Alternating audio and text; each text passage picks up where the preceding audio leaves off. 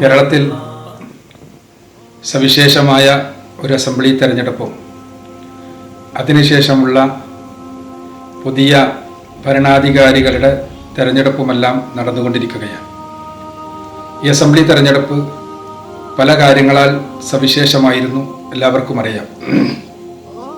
അതിൻ്റെ രാഷ്ട്രീയത്തിലേക്കോ രാഷ്ട്രീയപരമായ വ്യത്യാസങ്ങളിലേക്കോ ഒന്നുമല്ല നമ്മൾ കടന്നു പോകാൻ ഉദ്ദേശിക്കുന്നത്. തീർച്ചയായും വ്യത്യസ്ത രാഷ്ട്രീയ വീക്ഷണങ്ങൾ ഉണ്ടാകുമ്പോഴാണ് ജനാധിപത്യം സാർത്ഥകമാകുന്നത്. പക്ഷേ കേരളത്തെ സംബന്ധിച്ചിടത്തോളം നമ്മൾ പരമ്പരാഗതമായി തലമുറകളായി, നൂറ്റാണ്ടുകളായി, സഹസ്രാബ്ദങ്ങളായി തുടർന്നു വരുന്ന ഒരു മതനിരപേക്ഷ സംസ്കാരമുണ്ട്. അത് വ്യത്യസ്ത മതവിഭാഗങ്ങൾ ഒരുമിച്ച് നിന്നും പരസ്പരം കൊണ്ടും കൊടുത്തും പരസ്പരം ഉൾക്കൊണ്ടും അതോടൊപ്പം തന്നെ ആദർശത്തിൻ്റെ വിഷയത്തിൽ കൃത്യമായി കർക്കശമായ നിലപാടുകൾ സ്വീകരിച്ചുകൊണ്ടുമുള്ള മുന്നോട്ടുള്ള പോക്കാണ്. ഈ മതനിരപേക്ഷ സംസ്കാരത്തെ തകർക്കുവാൻ വേണ്ടിയുള്ള ഫാഷിസത്തിൻ്റെയും തീവ്രവാദത്തിൻ്റെയും പ്രവർത്തനങ്ങൾ വളരെ സമർത്ഥമായി കേരളത്തിൽ നടന്നുകൊണ്ടിരിക്കുന്ന ഒരു കാലഘട്ടത്തിലായിരുന്നു ഈ തെരഞ്ഞെടുപ്പ് നടന്നത്. തീർച്ചയായും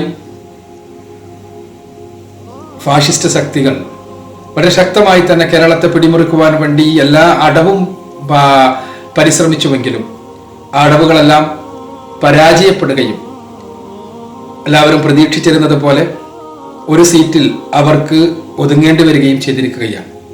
ഫാഷിസത്തെക്കുറിച്ച് പറയുമ്പോൾ അതിൻ്റെ ആൾക്കൂട്ട മനഃശാസ്ത്രത്തെ വിശദീകരിച്ചിട്ടുള്ള ആളുകൾ സൂചിപ്പിച്ചിട്ടുള്ള ഒരു കാര്യം നമ്മൾ മനസ്സിലാക്കണം. സാംസ്കാരിക ഫാഷിസവും രാഷ്ട്രീയ ഫാഷിസവുമുണ്ട്. രാഷ്ട്രീയ ഫാഷിസം താരതമ്യേന സാംസ്കാരിക ഫാഷിസവുമായി താരതമ്യപ്പെടുത്തുമ്പോൾ അപകടം കുറഞ്ഞതാണ്. കേരളത്തിൽ രാഷ്ട്രീയ ഫാഷിസത്തിന് കേരളത്തിൻ്റെ മനസ്സിലേക്ക് കടന്നു ചെല്ലാൻ കഴിഞ്ഞിട്ടില്ലെങ്കിലും സാംസ്കാരിക ഫാഷിസം വളരെ സമർത്ഥമായി വളർന്നുകൊണ്ടിരിക്കുന്നു എന്നുള്ള വസ്തുത നമ്മൾ നിഷേധിച്ചിട്ട് കാര്യമില്ല. അതുകൊണ്ട് തന്നെ പുതിയ തിരഞ്ഞെടുക്കപ്പെട്ടിട്ടുള്ള ആളുകൾക്കും പുതിയ ഗവൺമെന്റിനുമെല്ലാമുള്ള മുന്നിലുള്ള വലിയ ഒരു ദൗത്യം ഈ സാംസ്കാരിക ഫാഷിസം കടന്നു വരുന്ന മാർഗങ്ങളെ വളരെ സമർത്ഥമായി കണ്ടെത്തുകയും അതില്ലാതെയാക്കുന്നതിന് വേണ്ടിയുള്ള പരിശ്രമങ്ങളിൽ ഏർപ്പെടുകയും ചെയ്യുക എന്നുള്ളതാണ്. സാംസ്കാരിക ഫാഷിസത്തിനും രാഷ്ട്രീയ ഫാഷിസത്തിനും ബദലായി പ്രതികരണമായി ഉയർന്നു വരുന്ന തീവ്രവാദവും ഭീകരവാദവുമെല്ലാം അപകടകരമാണ്. ജനാധിപത്യ സമൂഹത്തിന് അപകടകരമാണ്. ന്യൂനപക്ഷ സമുദായങ്ങൾക്കും അപകടകരമാണ്. അവിടെയും അവർക്ക് നീതി ലഭിക്കുന്നില്ല എന്നുള്ള ചിന്തയിൽ നിന്നാണ് ഇത്തരം ഭീകരവാദങ്ങൾ ഉയർന്നു വരുന്നത്.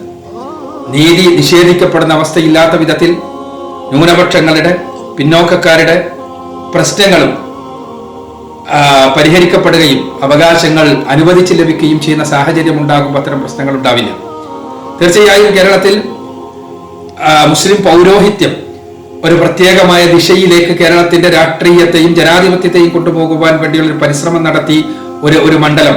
ആ മണ്ഡലത്തിൽ മുസ്ലിം സമുദായം വളരെ ശക്തമായി തന്നെ ആ പൗരോഹിത്യത്തിന്റെ നീക്കത്തെ പരാജയപ്പെടുത്തുകയും ജനാധിപത്യ സമൂഹം ഒറ്റക്കെട്ടായി നിന്ന് ജനാധിപത്യത്തിന്റെ സാർത്ഥകമായ നിർവഹണത്തിൽ പൗരോഹിത്യത്തിന് വകുപ്പുകളില്ല എന്നും പഴുതുകളില്ല എന്നും തെളിയിച്ചൊരു സന്ദർഭം കൂടിയാണ്.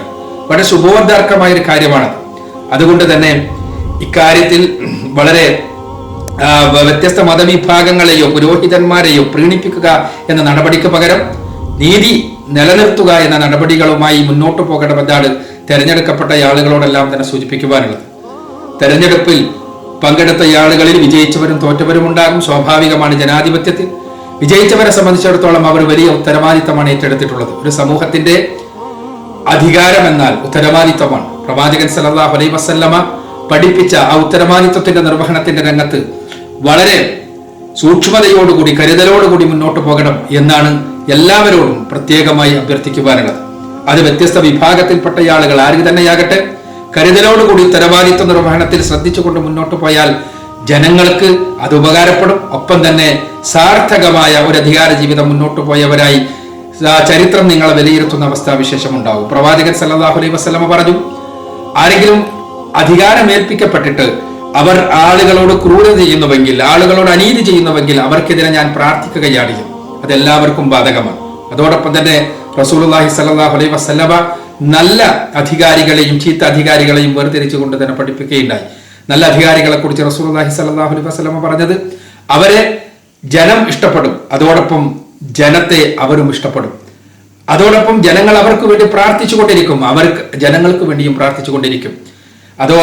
ചീത്ത ആളുകളെ കുറിച്ച് റസൂലുള്ളാഹി സ്വല്ലല്ലാഹു അലൈഹി വസല്ലം പറഞ്ഞത്, ചീത്ത അധികാരികൾ അവർ ജനങ്ങളെ വെറുക്കും, ജനം അവരെയും വെറുക്കും, പരസ്പരം ശപിച്ചുകൊണ്ടിരിക്കുകയാണ് ചെയ്യുക. ആ പൗരോഹിത്യത്തിന്റെ നീക്കത്തെ പരാജയപ്പെടുത്തുകയും ജനാധിപത്യ സമൂഹം ഒറ്റക്കെട്ടായി നിന്ന് ജനാധിപത്യത്തിന്റെ സാർത്ഥകമായ നിർവഹണത്തിൽ പൗരോഹിത്യത്തിന് വകുപ്പുകളില്ല എന്നും പഴുതുകളില്ല എന്നും തെളിയിച്ചൊരു സന്ദർഭം കൂടിയാണ്. വളരെ ശുഭോദ്ധാർക്കമായ ഒരു കാര്യമാണ്. അതുകൊണ്ട് തന്നെ ഇക്കാര്യത്തിൽ വളരെ വ്യത്യസ്ത മതവിഭാഗങ്ങളെയോ പുരോഹിതന്മാരെയോ പ്രീണിപ്പിക്കുക എന്ന നടപടിക്ക് പകരം നീതി നിലനിർത്തുക എന്ന നടപടികളുമായി മുന്നോട്ട് പോകണമെന്നാണ് തെരഞ്ഞെടുക്കപ്പെട്ട ആളുകളോടെല്ലാം തന്നെ സൂചിപ്പിക്കുവാനുള്ളത്.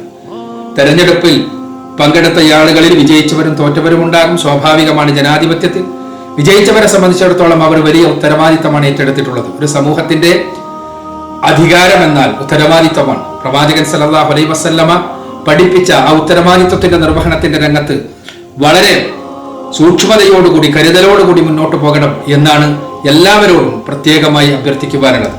അത് വ്യത്യസ്ത വിഭാഗത്തിൽപ്പെട്ട ആളുകൾ ആര് തന്നെയാകട്ടെ, കരുതലോടുകൂടി ഉത്തരവാദിത്വ നിർവഹണത്തിൽ ശ്രദ്ധിച്ചുകൊണ്ട് മുന്നോട്ട് പോയാൽ ജനങ്ങൾക്ക് അത് ഉപകാരപ്പെടും. ഒപ്പം തന്നെ സാർത്ഥകമായ ഒരു അധികാര ജീവിതം മുന്നോട്ട് പോയവരായി ചരിത്രം നിങ്ങളെ വിലയിരുത്തുന്ന അവസ്ഥാവിശേഷം ഉണ്ടാവും. പ്രവാചകൻ സല്ലല്ലാഹു അലൈഹി വസല്ലമ പറഞ്ഞു, ആരെങ്കിലും അധികാരമേൽപ്പിക്കപ്പെട്ടിട്ട് അവർ ആളുകളോട് ക്രൂരത ചെയ്യുന്നുവെങ്കിൽ, ആളുകളോട് അനീതി ചെയ്യുന്നുവെങ്കിൽ അവർക്കെതിരെ ഞാൻ പ്രാർത്ഥിക്കുകയാണ്. അതെല്ലാവർക്കും ബാധകമാണ്. അതോടൊപ്പം തന്നെ റസൂലുള്ളാഹി സ്വല്ലല്ലാഹു അലൈഹി വസല്ലമ നല്ല അധികാരികളെയും ചീത്ത അധികാരികളെയും വേർതിരിച്ചുകൊണ്ട് തന്നെ പഠിപ്പിക്കുകയുണ്ടായി.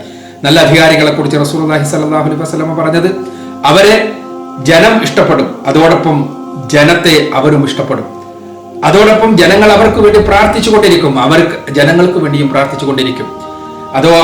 ചീത്ത ആളുകളെ കുറിച്ച് റസൂലുള്ളാഹി സ്വല്ലല്ലാഹു അലൈഹി വസല്ലം പറഞ്ഞത്, ചീത്ത അധികാരികൾ അവർ ജനങ്ങളെ വെറുക്കും, ജനം അവരെയും വെറുക്കും, പരസ്പരം ശപിച്ചുകൊണ്ടിരിക്കുകയാണ് ചെയ്യുക. ജനങ്ങൾ കഴുതകളാണ് എന്നുള്ള ധാരണയോടുകൂടിയല്ല ജനാധിപത്യ രംഗത്ത് മുകളിലിരിക്കുന്ന ആളുകൾ പരിശ്രമിക്കേണ്ടത്. ജനങ്ങളെ പരിഗണിച്ചുകൊണ്ട്, അവരുടെ നന്മകൾ പരിഗണിച്ചുകൊണ്ട്, അവർക്ക് വേണ്ടി നന്മകൾ ചെയ്തുകൊണ്ട് മുന്നോട്ട് പോവുക, അവരുടെ ഇഷ്ടം സമ്പാദിക്കുവാൻ സാധിക്കുക, അവരെ നിങ്ങൾ ഇഷ്ടപ്പെടുക, അവരിലെ നന്മകൾ കാണുക, ആ നന്മകളെ ഉദ്ദീപിപ്പിച്ചുകൊണ്ട് അടുത്ത 5 വർഷക്കാലം കേരളത്തിൽ നമ്മൾ മുന്നോട്ട് പോയ മതനിരപേക്ഷ സംസ്കാരത്തെ കൈവിടാതെ മുന്നോട്ട് പോകുവാൻ, അതോടൊപ്പം തന്നെ കേരളത്തിൽ മറ്റ് സർക്കാരുകൾ തുടങ്ങി വെച്ച എല്ലാ വികസന പ്രവർത്തനങ്ങളും ആ വികസന പ്രവർത്തനങ്ങൾ പൂർത്തിയാക്കുവാൻ, ആ പുതിയ വികസന പ്രവർത്തനങ്ങളുമായി കേരളത്തെ കൂടുതൽ നന്മയിലേക്ക് നയിക്കുവാൻ സാധിക്കേണ്ടതുണ്ട്. അതിന് സർവശക്തൻ എല്ലാവരെയും അനുഗ്രഹിക്കട്ടെ എന്ന് പ്രാർത്ഥിക്കുകയാണ്.